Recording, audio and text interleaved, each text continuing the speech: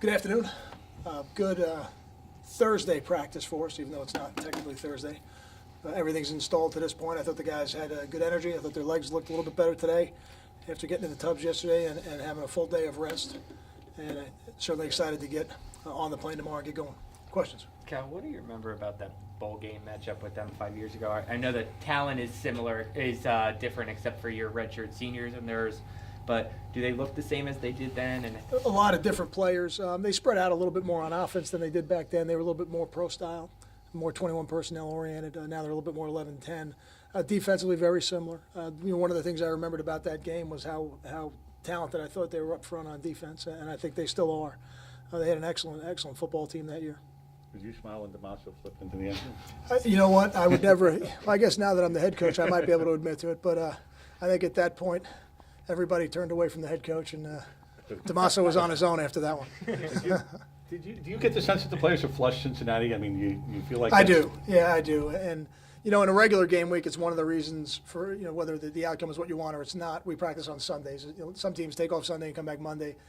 I know my predecessor felt this way. I've always felt this way. It's always good to get back out there and practice the next day and get moving on to the future, because you certainly have to acknowledge everything that happened in the game. You got to acknowledge where your weaknesses were, where your mistakes were. But then to dwell on it does not help you with what you have to do in the upcoming week. Kyle, will you change your travel roster at all with just so many young Florida kids on the roster, maybe getting a chance to go We do. home? We try to bring the local guys down to Florida on the trip, even though they may be redshirting or maybe a little bit dinged up and not going to play. It gives them a chance to visit with their family in the hotel, the day before the game, or this is a night game, so even the afternoon or the morning of the game. Do the older guys get excited about playing in Florida probably one last time? I don't know if the finality of one last time is really on their mind, but I think any time we have played in Florida, South Florida when we played FIU, or the Tampa area when it's USF, or now Central Florida, we had the bowl game, and then coming down here for this one this week. It's always a little bit extra special, I know, and it's a little easier to do for the basketball coaches. I know they try to schedule games in their players' hometowns and things like that, and that's kind of neat. But for us to have such a significant population of our players from Florida and be able to go down to Florida and play a game, I know it's really special to those kids.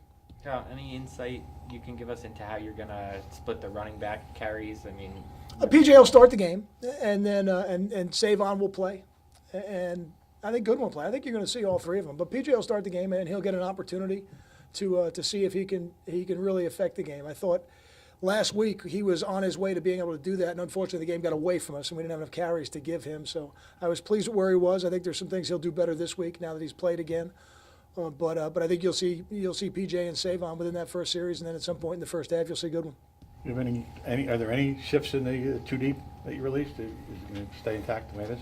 No, Ruhan will start at one corner position. The other corner could be Garif. It could be Nadir. It could be Chaffee. It could be one of those guys at the other corner position. But all those guys will play through the game, and multiple, probably three of them will play on our sub packages at a time. Other than that, I think Taj will start the game. Okay.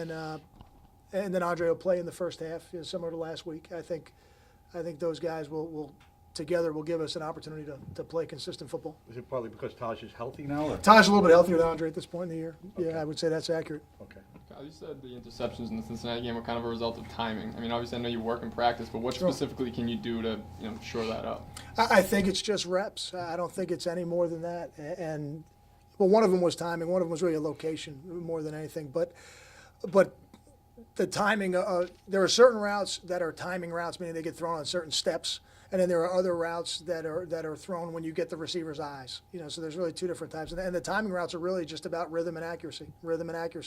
The accuracy of the receiver running the route, the accuracy of the throw, and then the rhythm of everything being correct.